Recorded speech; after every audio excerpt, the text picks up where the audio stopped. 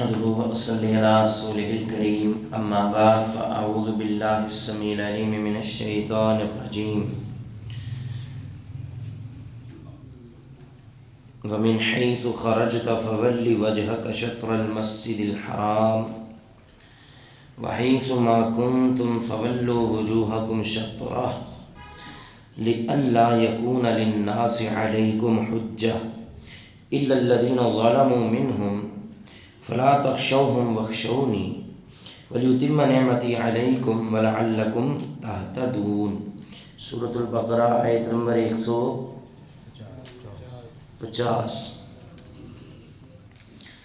ومن حیث خرجت، اور جہاں کہیں سے آپ نکلیں، فول وجہک، آپ پھیریں اپنا چہرہ، شطر المسجد الحرام، مسجد حرام کی طرف، وحیث ما کنتم، اور تم جہاں کہیں بھی ہو، فولوا وجوہکم شطرہ، تو تم اپنے چہرے کو اسی طرف ہی پھیرو، لئلا، تاکہ نہ، یکونا، ہو، للناس، لوگوں کے لیے، علیکم، تم پر، حجتن، کوئی حجت، کوئی دلیل، کوئی اعتراض، الا الذین، مگر وہ لوگ، ظلموا، جنہوں نے ظلم کیا، منہم، ان میں سے، فلا تخشوہم، تو تم ان سے نہ ڈرو، واخشونی، اور تم مجھ سے ڈرو،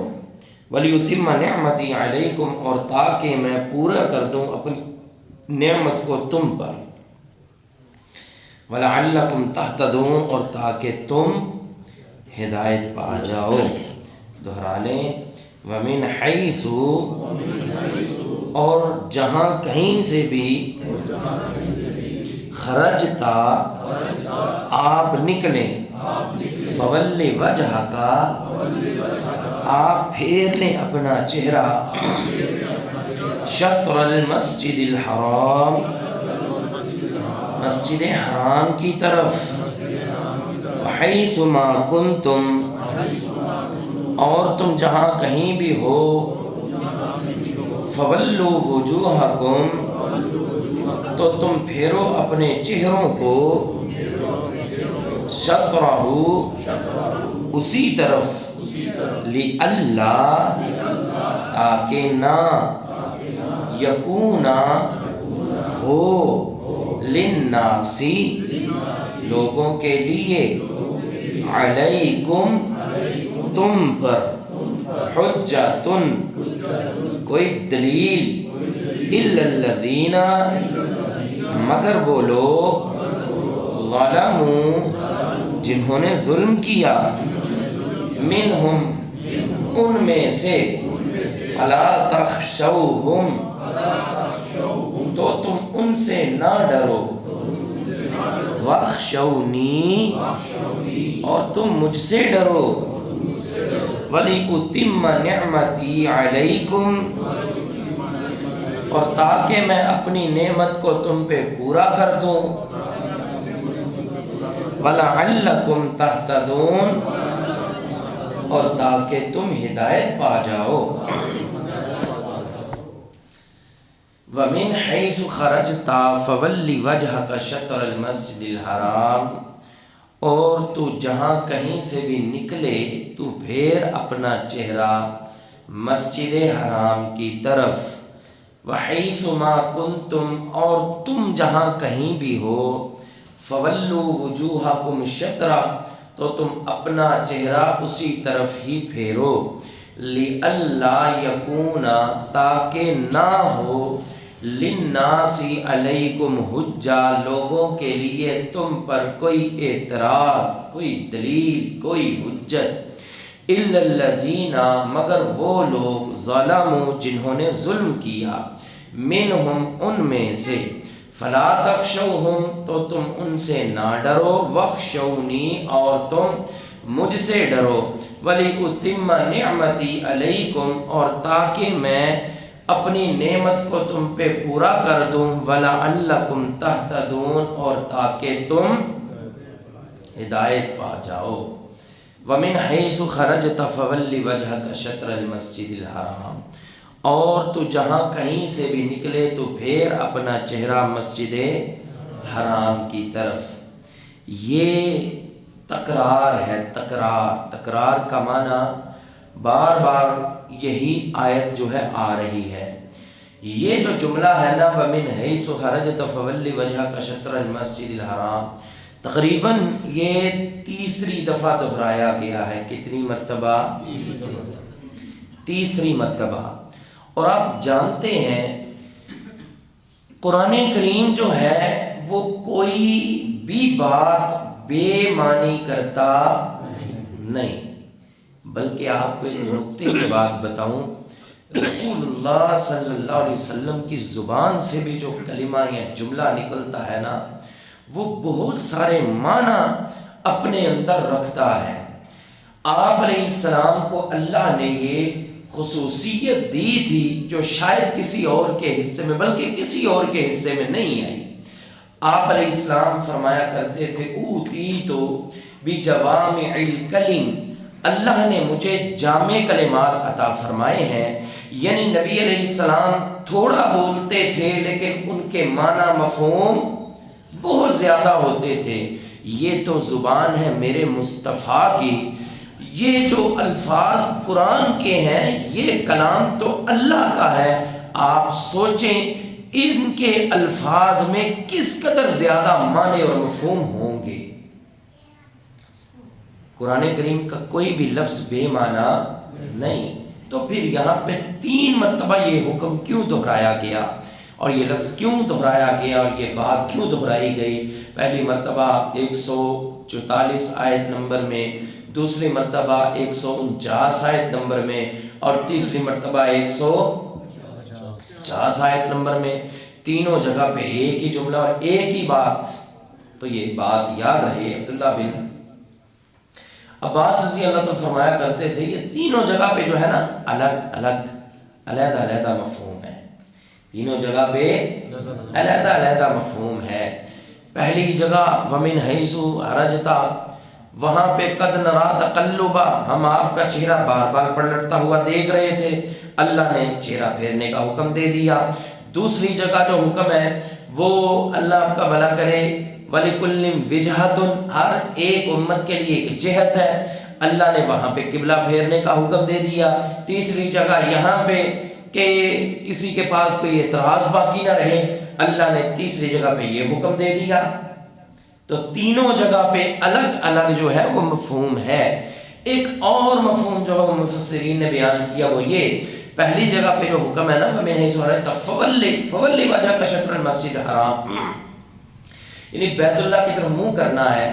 یہ ان لوگوں کے لیے کہ دیکھیں اگر کوئی بندہ مسجد حرام یعنی وہ مکہ میں ہے، مسجد میں ہے، مسجد حرام میں، تو وہ کس طرف اپنا منہ کرے گا؟ بولیں بیت اللہ کی طرف۔ کس طرف؟ وہ جو گھر ہے نا، گھر، اس کی طرف منہ کرے گا۔ جب وہ کہاں پر ہے؟ مسجد حرام میں ہے، اس کی باؤنڈری میں ہے، وہ کہاں پہ منہ کرے گا؟ بولو شاباش، کہاں کرے گا؟ بیت اللہ میں کرے گا۔ اچھا، اب کوئی شخص مسجد حرام میں نہیں ہے بلکہ مسجد حرام سے باہر مدینہ میں ہے، یا اللہ کا بھلا کرے ریاض میں ہے، جدہ میں ہے، یعنی کوئی دوسرے شہر میں ہے۔ اب وہ جو گھر ہے وہ تو چھوٹا ہے، مسجد چونکہ ذرا بڑی ہے۔ جن لوگوں نے دیکھی وہ تو جانتے ہیں، اللہ ہمیں بھی اپنے گھر کی زیارت نصیب فرما۔ اے اللہ رمضان مبارک آنے والا ہے، اسی رمضان میں اپنے گھر کی زیارت نصیب فرما۔ جتنے ہمارے بھائی یہاں پہ بیٹھے ہیں، جو اوپر مائیں بہنیں آئی ہیں، اللہ سب کو اپنی بارگاہ کی حاضری نصیب فرما۔ اب جو بیت اللہ کے اندر تھے انہیں کیا حکم دیا؟ تم نے منہ کس طرف کرنا ہے؟ جو کہاں پر تھے؟ مسجد حرام کے اندر تھے، ٹھیک ہے جی، حرم کی حدود کے اندر تھے، انہیں کیا حکم دیا؟ یہ پہلا حکم ہے۔ دوسرا حکم یہ جو آیت نمبر 149 میں ہے، یہ یوں سمجھ لیں ان لوگوں کے لیے جو مسجد حرام سے باہر کہیں پہ ہیں، وہ اللہ آپ کا بھلا کرے، یمن میں آگے، ریاض میں آگے، دمام میں، جدہ میں، مدینہ میں، کہیں پر بھی ہیں، اب وہ کس طرف منہ کریں گے؟ بولو، وہ مسجد کی طرف، کیونکہ اب وہ جو گھر ہے وہ تو چھوٹا تھا، اس کی جو جہت تھی، وہ سمت جو تھی، وہ ہو سکتا ہے تھوڑی مشکل ہو نکالنی، مسجد چونکہ بڑی ہے، اب اس مسجد کی طرف رخ کر لیں۔ بات کی سمجھ آئی کہ نہیں آئی؟ اب یہ دوسرا حکم ہے۔ اب کس حکم کی باری ہے؟ حکم نمبر 3 کی، یہ جو ابھی ہم پڑھ رہے ہیں آیت نمبر 150 میں، وَمِنْ حَيْثُ خَرَجْتَ فَوَلِّ وَجْهَكَ شَطْرَ الْمَسْجِدِ الْحَرَامِ وَحَيْثُ مَا كُنْتُمْ فَوَلُّوا وُجُوهَكُمْ شَطْرَهُ، جہاں کہیں بھی ہو اسی طرف ہی منہ کرنا ہے تم نے۔ کسی طرف؟ کسی طرف؟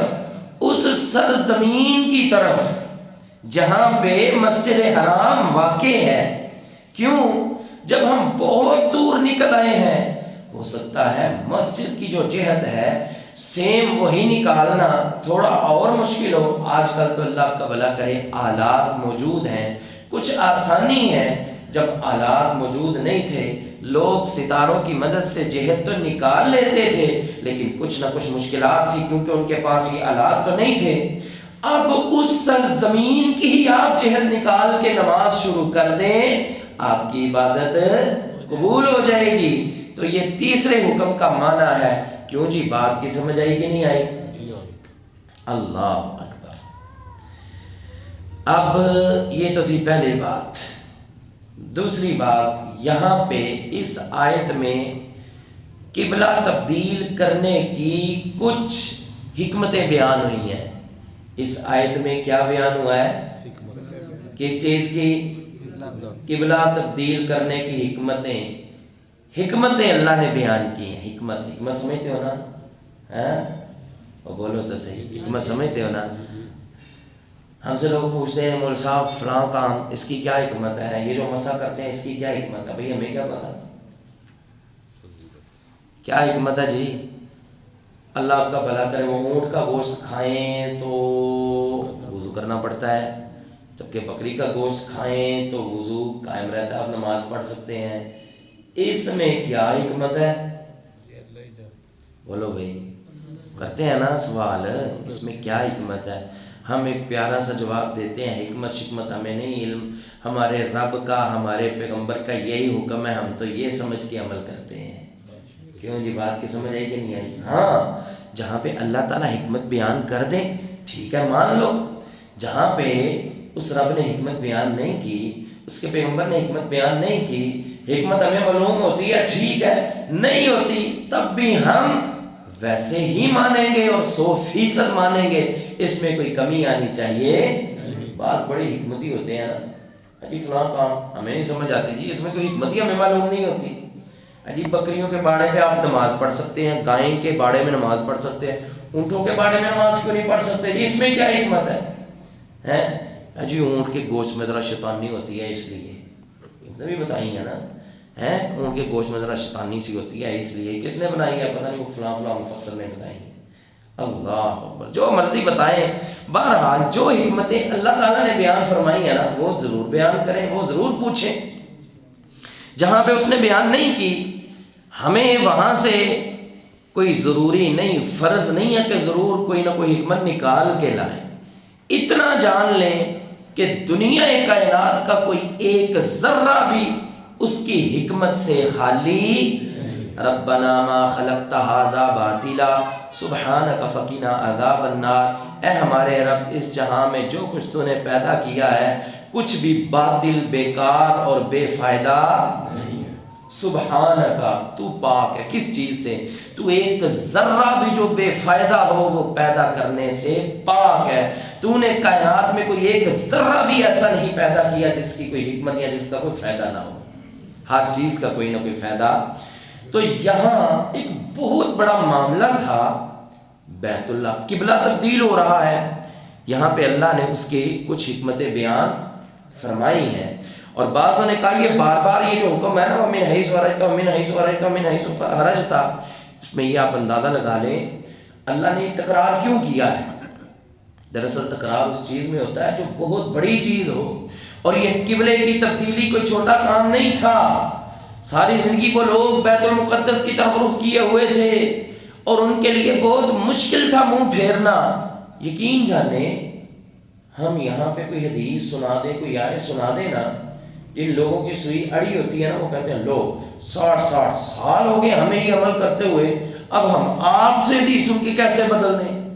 ایک چھوٹا سا کام جو ہے وہ بھی تبدیل کرنا اتنا مشکل ہوتا ہے. ہم بے شمار حدیثیں سناتے ہیں، رفع الیدین کی حدیثیں، آمین کی حدیثیں، فاتحہ کی حدیثیں. لوگ کہتے ہیں جی ہم حدیثیں ٹھیک ہیں ہوں گی لیکن اتنی زندگی ہو گئی ایسے ہی پڑھتے ہوئے اب نہیں ہاتھ اٹھتے ہیں. اتنا چھوٹا سا کام آپ کے لیے حضرت مشکل ہے، تو وہ دیکھیں جو پورے کا پورا قبلہ ہی تبدیل کرنا تھا، اس کے لیے حکم بھی بہت بڑا چاہیے تھا. بعضوں نے کہا اس لیے اس حکم میں بار بار اللہ تعالیٰ نے تکرار فرمایا کہ یہ حکم ہے ہی بہت بڑا تھا. اللہ اکبر. اب حکمت کیا ہے اس کے حکم میں؟ بیت اللہ تبدیل کیوں ہوا؟ پہلی حکمت ہم نے بیان کی تھی، کیونکہ قیادت جو تھی پہلے بنی اسرائیل کے پاس تھی. بنی اسرائیل کی قیادت، سیادت اور امامت وہ تبدیل ہونی تھی. کس میں آنی تھی؟ بنی اسماعیل میں آنی تھی. اس لیے اللہ تعالیٰ نے وہ قبلہ تبدیل کر کے بتا دیا اور دو لوگوں کو بتا دیا کہ وَكَذَلِكَ جَعَلْنَاكُمْ أُمَّةً وَسَطًا لِتَكُونُوا شُهَدَاءَ عَلَى النَّاسِ. یہ جو امت ہے امت وسط ہے، قبلہ بھی تبدیل ہو گیا اور اعلان بھی کر دیا یہ کون سی امت ہے، امت وسط. ایک تو یہ حکمت ہے. دوسرا قبلہ تبدیل کرنے کی حکمت لِنَعْلَمَ مَن يَتَّبِعُ الرَّسُولَ مِمَّن يَنقَلِبُ عَلَىٰ عَقِبَيْهِ. یہ 3-4 آیات پیچھے، تاکہ ہم یہ جان لیں کہ رسول کی پیروی کون کرتا ہے اور نافرمانی کر کے منہ کون پھرتا ہے. کتنی حکمتیں ہو گئی؟ بولو شاباش. کتنی حکمتیں ہو گئی؟ بیت اللہ کو تبدیل کرنے کی، یہ قبلہ کو تبدیل کرنے کی اور بیت اللہ کو قبلہ بنانے کی کتنی حکمتیں بیان ہو گئی؟ 2. تیسری حکمت یہ تھی وَلِكُلٍّ وِجْهَةٌ هُوَ مُوَلِّيهَا. یہ جو کل کی نشست میں ہم نے آیت پڑھی تھی کہ ہر ایک کے لیے ایک سمت ہے، ایک قبلہ ہے. ہر ایک امت نے اپنا قبلہ بنایا ہوا ہے، تو پھر امت محمدیہ کا قبلہ کیوں نہ ہو؟ لہذا امت محمدیہ کا قبلہ اللہ نے بیت اللہ کو متعین کر دیا ہے. کتنی حکمتیں ہو گئی؟ کتنی حکمتیں؟ 3 حکمتیں. پہلی امت وسط بنانا تھا، دوسری کہ کون رسول کی اطاعت کرتا ہے، تیسری حکمت یہ تھی کہ ہر امت کے لیے ایک قبلہ ہوتا ہے. امت محمدیہ کا بھی قبلہ ہونا چاہیے تھا تو یہ قبلہ بن گیا. چوتھی حکمت وَمِنْ حَيْثُ خَرَجْتَ فَوَلِّ وَجْهَكَ شَطْرَ الْمَسْجِدِ الْحَرَامِ. اور تو جہاں سے بھی نکلے تو پھیر اپنا چہرہ مسجد حرام کی طرف. حَيْثُ مَا كُنْتُمْ. اور تم جہاں کہیں بھی ہو، فَوَلُّوا وُجُوهَكُمْ شَطْرَهُ. تم بھی اپنے چہروں کو پھیرو اسی طرف. 3 مرتبہ رسول اللہ صلی اللہ علیہ وسلم کو اور 2 مرتبہ امت کو یہ حکم دیا اپنے چہروں کو مسجد حرام کی طرف پھیرو. کتنی حکمتیں ہم نے بیان کی تھی؟ چوتھی حکمت لِأَلَّا، تاکہ نہ یکون ہو للناس، لوگوں کے لیے، علیکم تم پر، حجتن کوئی حجت. بیت اللہ کو قبلہ کیوں بنایا، قبلہ تمہارا تبدیل کیوں کیا؟ تاکہ لوگوں کے لیے تمہارے خلاف کوئی حجت نہ رہے. اس کا کیا مطلب ہے؟ اس کا مطلب یہ ہے تورات انجیل میں یہ بات موجود تھی کہ آخری جو پیغمبر ہیں ان کا قبلہ کیا ہے؟ کیا ہے بولے نا؟ بیت اللہ. تورات انجیل میں یہ بات معلوم تھی، یہ بات موجود تھی، آخری پیغمبر کا قبلہ کیا ہے؟ بیت اللہ ہے. اب اگر مسلمان اور رسول اللہ صلی اللہ علیہ وسلم بیت المقدس کی طرف ہی رخ کر کے نماز پڑھتے تو لوگوں کے پاس یہ حجت ہوتی، دلیل ہوتی کہ محمد سچے رسول نہیں ہے. کیوں؟ ہماری کتابوں میں یہ بات موجود ہے کہ آخری پیغمبر کا قبلہ بیت اللہ ہے، اس پیغمبر کا قبلہ تو بیت المقدس ہے. کیوں جی؟ ان کی دلیل بن جانی تھی کہ نہیں؟ بن جانی تھی نا. اللہ نے کہا قبلہ اس لیے تمہارا تبدیل کیا تاکہ ان لوگوں کے پاس تمہارے خلاف کوئی دلیل ہی باقی نہ رہے، کوئی اعتراض ہی نہ رہے، کوئی حجت ہی نہ رہے. دوسرا، مشرکین وہ جانتے تھے حضرت ابراہیم علیہ السلام کا قبلہ کیا ہے؟ بولے نہیں بھائی، بول تو نہیں نا گئے، بول تو نہیں گیا. ہاں، حضرت ابراہیم علیہ السلام کا قبلہ کیا ہے؟ بیت اللہ شریف ہے۔ کون لوگ جانتے تھے؟ مشرکین جانتے تھے۔ حضرت ابراہیم علیہ السلام کا قبلہ کیا ہے؟ اور یہ بھی جانتے تھے محمد رسول اللہ صلی اللہ علیہ وسلم کا دعویٰ کیا ہے کہ ہم کس ملت کی پیروی کرتے ہیں؟ ملت ابراہیمی کی۔ ملت ابراہیمی کا قبلہ تو بیت اللہ ہے۔ ہم اگر دعویٰ کریں حضرت ابراہیم کی ملت کا اور قبلہ ہوتا ہمارا بیت المقدس، لوگوں کے پاس اعتراض ہوتا کہ تم وہ ملت ہی نہیں ہو۔ اگر تم ملت ابراہیمی پہ ہو تو تمہارا قبلہ پھر بیت اللہ کیوں نہیں ہے؟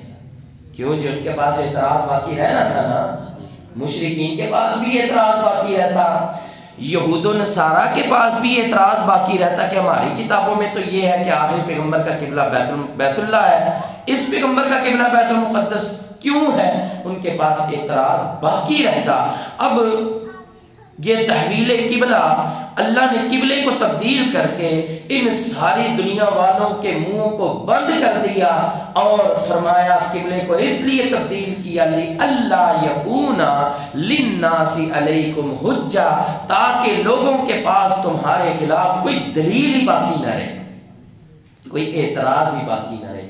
کیوں جی؟ اس جملے کی سمجھ آ گئی؟ سمجھ آ گئی ہے نا؟ لِأَلَّا يَكُونَ لِلنَّاسِ عَلَيْكُمْ حُجَّةٌ۔ اچھا، اب ہمارے قبلے پہ کوئی اعتراض کر سکتا؟ کر نہیں سکتا۔ دوسرا سوال، ہمارے قبلے پہ کوئی اعتراض کرے گا کہ نہیں؟ جواب کرے گا۔ جواب کیا ہے؟ اعتراض ابھی بھی کریں گے۔ کیوں؟ آپ جانتے ہیں نا، جن لوگوں کے پاس دلیل نہیں ہوتی، ضد ہوتی ہے نا، وہ کسی بھی چیز پہ اعتراض کر دیں گے، کسی بھی چیز پہ بھی اعتراض کر سکتا ہے۔ یہ مائک یہاں پہ کیوں رکھا ہوا ہے، یہاں پہ کیوں نہیں رکھا؟ دماغ خراب کسی کا بھی ہو سکتا ہے، جیسا مرضی اعتراض بنا لے۔ بولے نہیں بھائی، کوئی کہے گا جی مولوی صاحب آپ نے یہ پھٹی کیوں لی، آپ نے وہ کیوں نہیں لی، یہ پھٹی شمس بھائی کو دے دیں۔ اعتراض ہی کرنا ہے نا، جس طرح کا مرضی کر دیں، لیکن کوئی دلیل تو نہیں ہے نا، کوئی بات تو نہیں نا پکی یار۔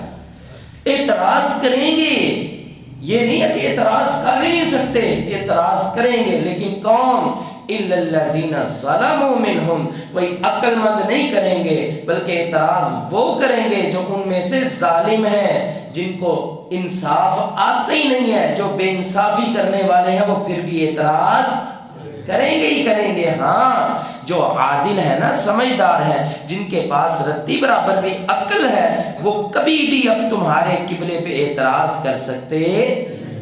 إِلَّا الَّذِينَ ظَلَمُوا مِنْهُمْ، مگر وہ لوگ اعتراض کریں گے ہی کریں گے جنہوں نے ان میں سے ظلم کیا۔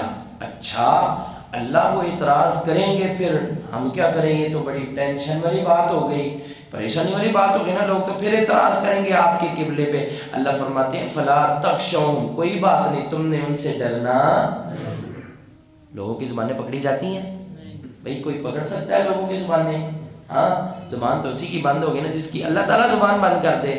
اللہ تعالیٰ فرما رہے ہیں ان نے ایویں بے تکے سے اعتراض نہیں کرنے ہیں۔ فلا تخشوہم، تم نے ان سے ڈرنا، وخشونی، تم نے مجھے سے ڈرنا ہے، میرے حکم کا خیال رکھنا ہے۔ وہ سارے مل کے جتنے مرضی اعتراض کریں، تمہیں ان کی پرواہ کو نہیں ہونی چاہیے۔ تمہیں پرواہ ہو تو صرف یہ کہ میرے رب کا کیا حکم ہے۔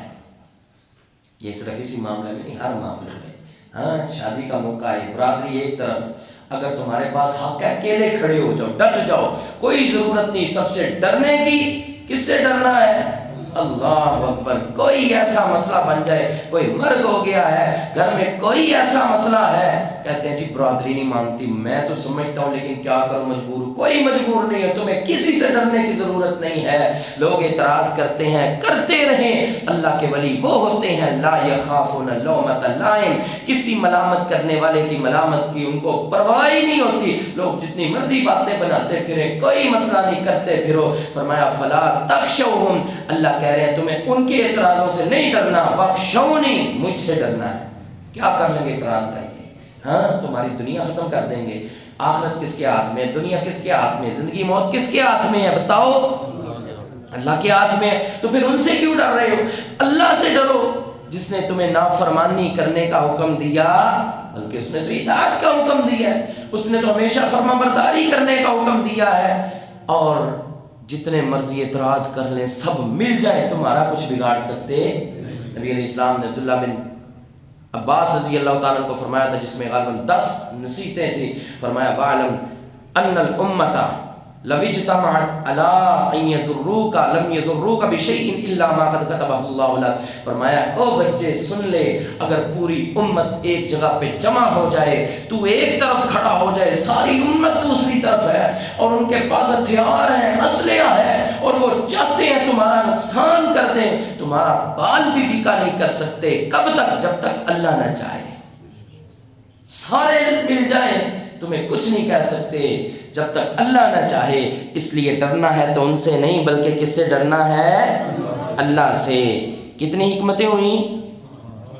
ہاں 4۔ 5ویں حکمت فرمایا قبلے کو اس لیے تبدیل کیا ہے وَلِأُتِمَّ نِعْمَتِي عَلَيْكُمْ، تاکہ میری نعمت جو ہے وہ تم پہ پوری ہو جائے۔ میری نعمت تم پہ صدقے اور قربان جائیں گے۔ بیت اللہ اللہ نے ہمیں جو قبلہ دیا ہے اللہ کی بہت بڑی نعمت ہے، اور دین کی تکمیل یہی اللہ تعالیٰ کی نعمت کا اتمام ہے، نعمت کا پورا ہونا ہے۔ اور اگر ہمارا قبلہ ہی درست نہ ہوتا تو نعمت پوری ہوتی؟ بولو، نعمت پوری نہیں نہ ہونی تھی۔ تو اللہ نے ہمیں یہ قبلہ بیت اللہ دیا اور فرمایا کہ اس لیے تمہیں یہ قبلہ دیا ہے تاکہ میں تم پہ اپنی نعمت کو، کتنی حکمتیں ہو گئی؟ 5۔ اور 6ٹھی حکمت فرمایا وَلَعَلَّكُمْ تَهْتَدُونَ، اور تاکہ تمہیں سیدھے راستے کا پتہ چل جائے، تاکہ تم ہدایت پا جاؤ اور سیدھی راہ پہ آ جاؤ۔ یہ 6 حکمتیں بیان ہوئی ہیں یہاں پہ، 6 حکمتیں، اس لیے تمہارا قبلہ تبدیل کیا ہے۔ فرمایا کہ وَمِنْ حَيْثُ خَرَجْتَ فَوَلِّ وَجْهَكَ شَطْرَ الْمَسْجِدِ الْحَرَامِ، اور تو جہاں کہیں سے نکلے تو اپنے چہرے کو پھیر مسجد حرام کی طرف۔ وَحَيْثُ مَا كُنْتُمْ فَوَلُّوا وُجُوهَكُمْ شَطْرَهُ، اور تم جہاں کہیں بھی ہو تم بھی اپنے چہرے کو اسی طرف پھیرو۔ کیوں؟ لِأَلَّا يَكُونَ لِلنَّاسِ عَلَيْكُمْ حُجَّةٌ، تاکہ لوگوں کے پاس تمہارے خلاف کوئی اعتراض، حجت، دلیل باقی نہ رہے۔ فرمایا کہ لِأَلَّا يَكُونَ لِلنَّاسِ عَلَيْكُمْ حُجَّةٌ إِلَّا الَّذِينَ ظَلَمُوا مِنْهُمْ، مگر وہ لوگ جنہوں نے ان میں سے ظلم کیا۔ فَلَا تَخْشَوْهُمْ، تم ان سے مت ڈرو، وَاخْشَوْنِي، اور مجھ سے ڈرو، وَلِيُتِمَّ نِعْمَتِي عَلَيْكُمْ، اور تاکہ میں اپنی نعمت کو تم پہ پورا کروں، وَلَعَلَّكُمْ تَهْتَدُونَ، اور تاکہ تم ہدایت پا جاؤ۔ اللہ تعالی ہم سب کو سیدھی راہ پہ چلنے کی توفیق عطا فرمائے۔ وآخر دعوانا الحمدللہ۔